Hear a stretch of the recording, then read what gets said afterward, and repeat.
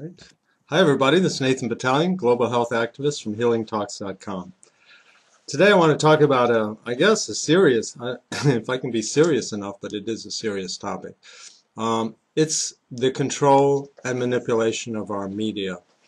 And I've written a couple of blog posts on this, and they're listed. The links are to them down below. And what prompted my research on this was the fact that I'm reading the newspaper and I read such a vast distortion of the truth, especially about the Occupy movement, that I want to find out more about the major news wires, namely we have Associated Press and Reuters. Now Reuters is reportedly the largest news wire in the world, and they reach over 1 billion people. Closely tracking behind is Associated Press. Now, the scuttlebutt is that both of these are owned and controlled by the Rothschilds. But when I went to look and dig deeply into this issue, I didn't find any hard evidence that indicated that. However, this doesn't mean that there isn't a substantial amount of corporate control in both of these entities. And what I found out, for example, this goes back a little bit, but back at the advent of World War I, J.P. Morgan, who is one of the, of course, wealthy elite firms in this country, tied in with the Rockefellers, tied in with the Rothschilds, they had a vested interest in America going to war.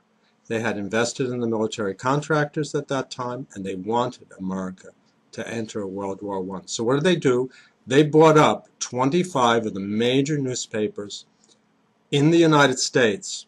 And if that wasn't enough, they actually implanted editors who would put in the stories that they wanted the American public to read.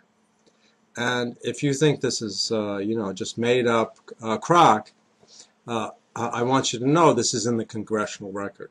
It was placed there in February of 1917 in the Congressional Record, and the link is in the blog.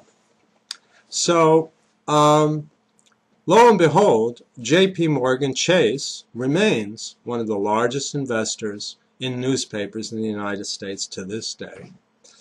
And there's an analysis, and I have it in the blog post. Let me take a look here.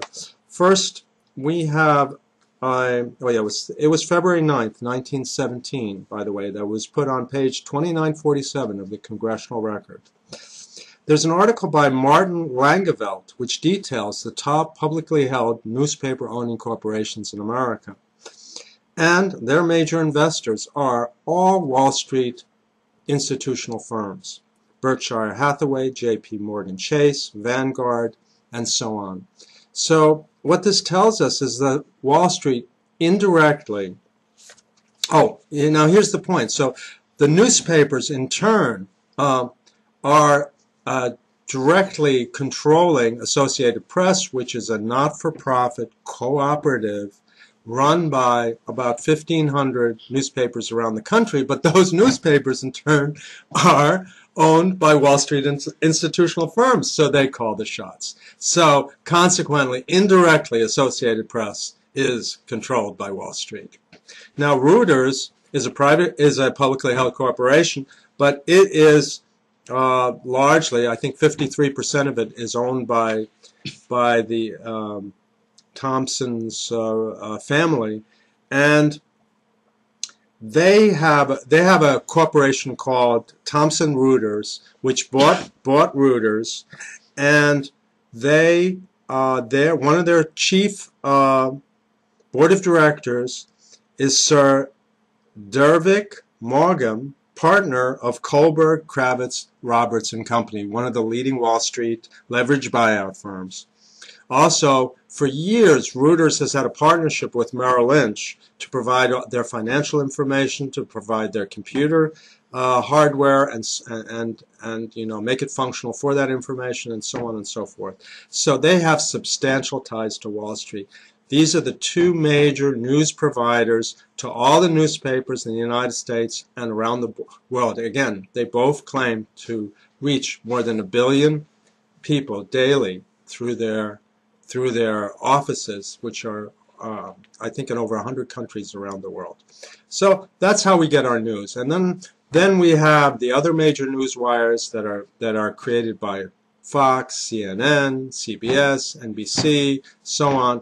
And it's actually 6 corporations in the United States that now own a controlling interest in all of those corporations, and their investors intertwined. So we have a serious control of our media that is providing us with what I call KNEWS. KNEWS is not real news. It's fabricated news. It's news that wants us to snooze, to take a nap and go to sleep and not know the truth.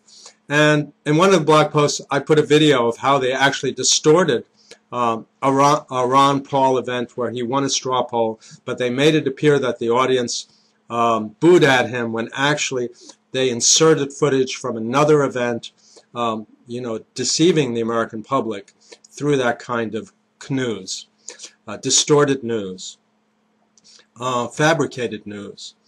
We have CBS recently, in a 90-minute interview with Ron Paul, debating the other candidates, was only given 89 seconds to talk. And sometimes when he's given a few seconds to talk out of an hour-and-a-half debate with the other candidates, he's confronted with questions like, why don't you drop out of the race? Why are you in this race at all when you have no chance of winning? And then he's supposed to respond to that. This is KNEWS. This is not real news. This is the corporate media turning against the American people and not giving them the true story. And there's thousands of examples of this happening in our times today. You don't hear about the stories like the passage of the NDAA, the indefinite confinement of Americans that's possible now, that shreds the Bill of Rights, which is probably the most important event that's happened in the last 100 years politically. But there's a blackout in the KNEWS media.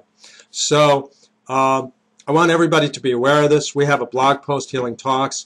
Its primary purpose is to give people alternative news, first about healing, second about sustainability, but also those things that allow that to be possible, which is our rights to life and liberty.